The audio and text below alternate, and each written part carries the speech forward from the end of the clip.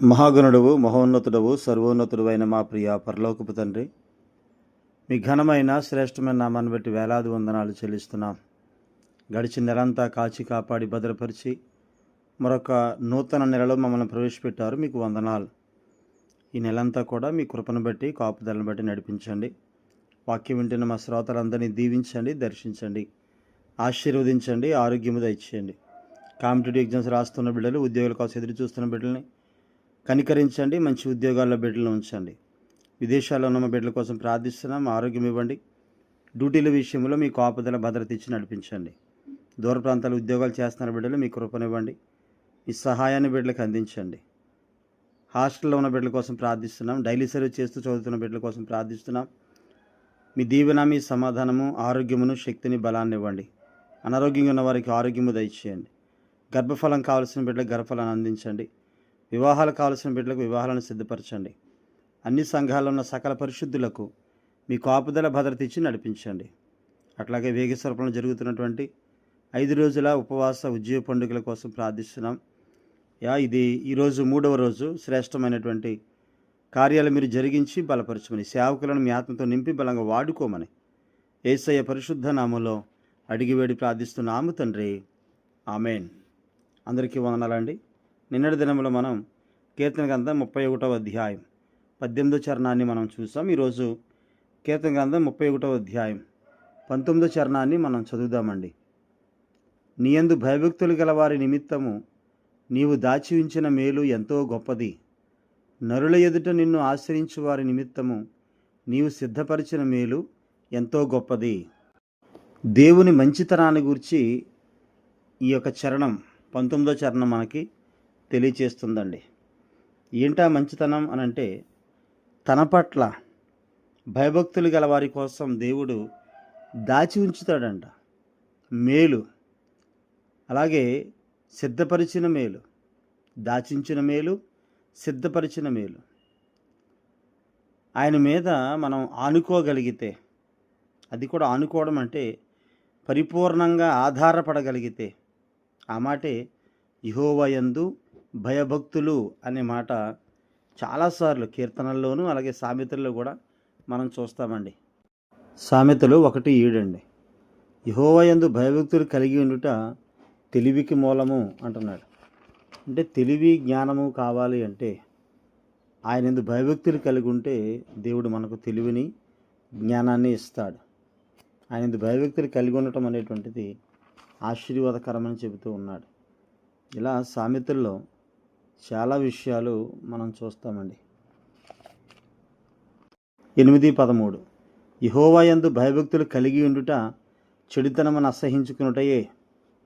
యెహోవా యందు భయభక్తులు అంటున్నాం. ఏంటి భయభక్తులు అని అంటే చెడుతనాన్ని అసహించుకోవడమే. ఆయన యందు భయభక్తులు కలిగి ఉండటం అంటే చెడుతనానికి దూరంగా ఉండటమే, చెడుతనం చేయకుండా ఉండటమే. అసహించుకోవాలి, వదిలిపెట్టడం కాదండి, దాన్ని అసహించుకోవాలి, దాని జోలికి వెళ్ళకూడదు. మరలా అది భయభక్తులు అంటే. అలాంటి భయభక్తులు కలిగి ఉంటే ఆశీర్వాదాలు ఏంటో చెప్తున్నాడు. 9:10 సామెతలు 9:10 అండి. యెహోవా యందు భయభక్తులు కలిగి ఉండుటయే జ్ఞానమునకు మూలము. నీకు జ్ఞానం కావాలి అంటే కొలసి పత్రికలు ఉంటుంది కదా, 2వ అధ్యాయం 3వ వచనం అనుకుంటండి. బుద్ధి జ్ఞానముల సర్వ సంపదలు నీ యందు గుప్తములై ఉన్నవి అంటాడు. అలాగే 10వ అధ్యాయం సామెతలు 22 అండి. యెహోవా ఆశీర్వాదము ఐశ్వర్యం ఇచ్చును. 27వ వచనం 10:27 యెహోవా యందు భయభక్తులు కలిగి ఉండుట దీర్ఘాయువునకు కారణము. ఇందాక జ్ఞానానికి మూలమని చెప్పుకున్నాం, ఇప్పుడు దీర్ఘాయువునకు కారణం అంటున్నాడు. దీర్ఘాయువు దేవుడు తన కాపుదలు ఇవ్వాలి అని అంటే ఆయన యందు భయభక్తులు కలిగి మనం జీవిస్తే తప్పనిసరిగా దేవుడు మనల్ని దీర్ఘాయువుతో నింపుతాడు, దీర్ఘాయునిచ్చి కాపాడతాడు. 14:27 అండి సామెతలు. యెహోవా యందు భయభక్తులు కలిగి ఉండుట జీవపు ఊట అంటున్నాడు. అంటే జీవాన్ని కలిగి ఉంటాం, నిత్య జీవాన్ని కలిగి ఉంటాం. 15:16 అండి. నెమ్మది లేకుండా విస్తారమైన ధనముండుట కంటే యెహోవా యందు భయభక్తులతో కూడా కొంచెము కలిగి ఉండుట మేలు.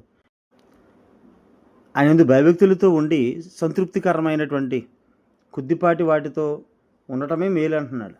అలాగే అదే 15వ అధ్యాయం 33వ వచనంలో సామెతలు యెహోవా యందు భయభక్తులు కలిగి ఉండుట జ్ఞానాభ్యాసమునకు సాధనము. అది జ్ఞానం ఇవ్వాలి, జ్ఞానం కావాలి, జ్ఞానం దేవుడు ఇస్తాడు అని అంటే ఆయన ఎందు తప్పనిసరిగా భయభక్తులు కలిగి ఉంటే జ్ఞానాభ్యాసనమునకు సాధనం అంటూ ఉన్నాడు. యెహోవా యందు భయభక్తులు కలిగి ఉంటాం. 19:23 అండి సామెతలు. యెహోవా యందు భయభక్తులు కలిగి ఉండుట జీవ సాధనము. ఆయన యందు భయభక్తులు కలిగిన వాడు తృప్తుడై అపాయము లేకుండా బతుకును. అపాయం వస్తుందన్న కంగారు ఉండదు. సంతృప్తి దేవుడిస్తాడు. జీవితంలో సంతృప్తికరమైన జీవితాన్ని దేవుడిస్తాడు. సామెతలు 22:4 అండి. యెహోవా యందు భయభక్తులు కలిగి ఉండుట వినయమునకు ప్రతిఫలము. ఐశ్వర్యమును, ఘనతయు, జీవమును దాని వలన కలుగును. యెహోవా యందు భయభక్తులు కలిగి ఉండటం అనేటువంటిది ఐశ్వర్యము, ఘనత, జీవం కలుగుతాయంట. ఆయన భయభక్తులు కలిగి ఉండటం అనేది ఎంత ఆశీర్వాదకరమో చెప్తూ ఉన్నాడు.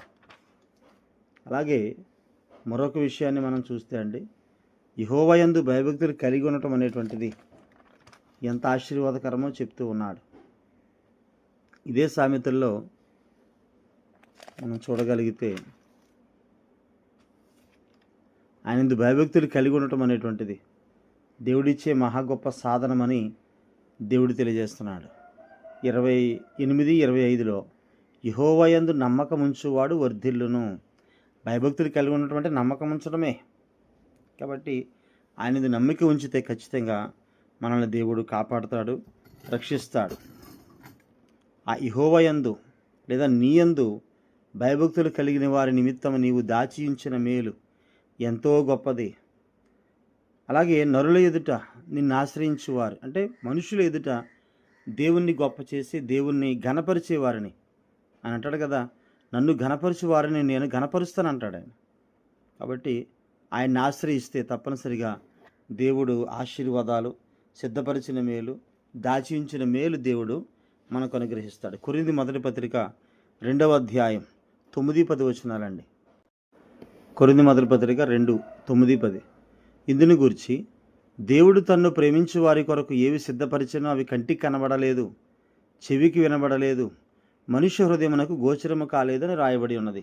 మనకైతే దేవుడు వాటిని తన ఆత్మ వలన బయలుపరిచి ఉన్నాడు. ఆ ఆత్మ అన్నిటినీ దేవుని మర్మములను కూడా పరిశోధించుచున్నాడు. దేవుడు తన్ను ప్రేమించే వారి కొరకు ఏవి సిద్ధపరిచినో అవి కంటికి కనబడవు, చెవికి వినబడవు, హృదయానికి గోచరం కాలేదు. కానీ మన జీవితాలు అవి జరుగుతూనే ఉంటాయి.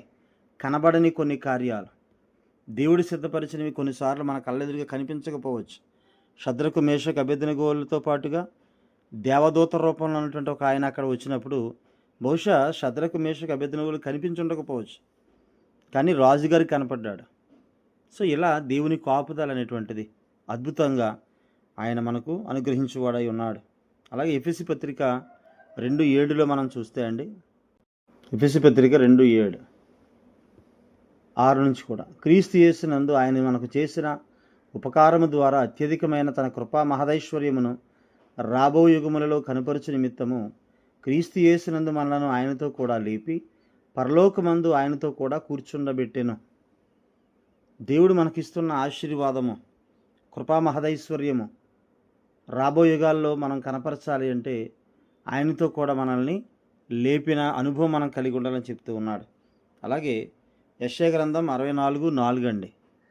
ఎంత అద్భుతమైన మాట ఇక్కడ చెప్తున్నాడో చూడండి. యెషయా గ్రంథం 64:4, తన కొరకు కనిపెట్టు వారి విషయమై నీవు తప్ప తన కార్యము సఫలము చేయు మరి ఏ దేవునిని ఎవడునూ ఏ కాలమునను చూచుండలేదు. అట్టి దేవుడు కలడన్న సమాచారము మనుష్యులకు వినబడలేదు, అట్టి సంగతి వారికి తెలిసి ఉండలేదు. అంటే దేవుని కొరకు కనిపెట్టే వారి విషయములో మన దేవుడు చేసినట్టుగా ఏ దేవునిని ఎవడను ఏ కాలమున చూచుండలేదు. అసలు అట్టి దేవుడు ఉన్నాడనే సమాచారమే లేదు. ఎంత అద్భుతమైన మాట చూడండి. అంటే తన పిల్లలకి, తన పిల్లల కొరకు, తన కనిపెట్టే వారి కొరకు దేవుడు అంత కన్సర్న్ చూపిస్తున్నాడు, అంత బాధ్యత కలిగి ఉన్నాడు ఆయన. అటువంటి బాధ్యత మరి మనం కలిగి ఉంటున్నామా? అటువంటి బాధ్యతను మనం కలిగి ఉండడానికి యెహోవా యందు మనము భయభక్తులు కలిగి ఉందాం. ఆయన యందు భయభక్తులు కలిగి ఉండి దేవుడు సిద్ధపరిచినవి పొందుకుందాం. దేవుడు తన మాటలు దీవించునుగాక. ఆమేన్. అందరికీ వందనాలండి.